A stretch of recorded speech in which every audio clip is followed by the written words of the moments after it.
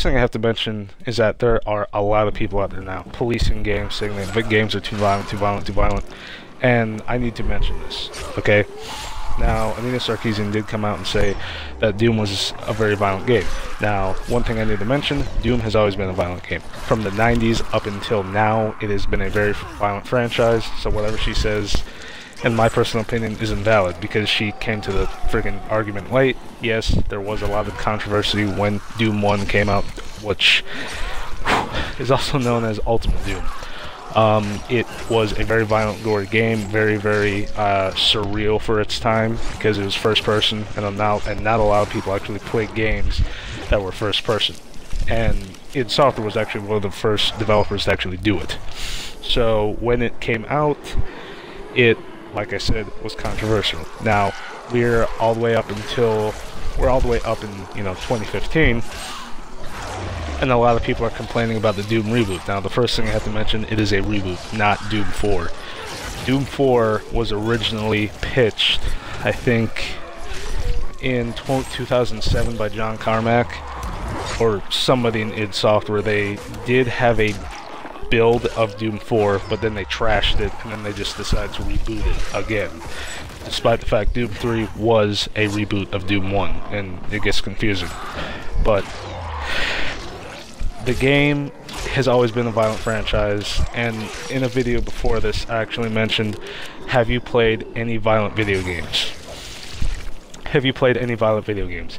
Have you played Wolfenstein The New Order? Have you played Metal Gear Rising Revengeance? Have you played any of the Metal Gear games, Wolfenstein games? Have you played the previous Doom games? Have you played Fear? Have you played Gears of War? Have you played any of those games?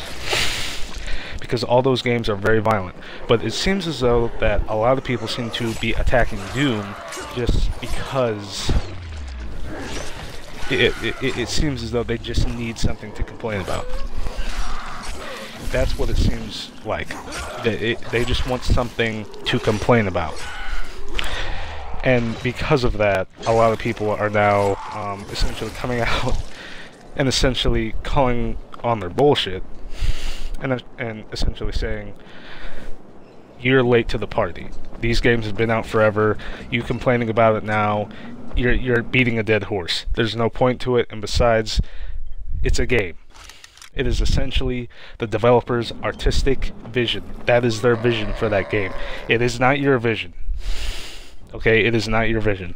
It is not your vision. You do not tell the developers what they want to do with their own game. Alright? You don't. You do not. You absolutely have no creative control over their game. They have. It is their choice on what they want to do with their game. It is within their right to make it as bloody, as gory, and as violent as they want. It isn't your right. It is their right. It is their game, not yours. It is their IP, not yours. You need to realize this. And the reason why I am actually preaching to you right now, because it sounds like I'm preaching to you, is because a lot of people now are coming out and literally just losing their shit over this.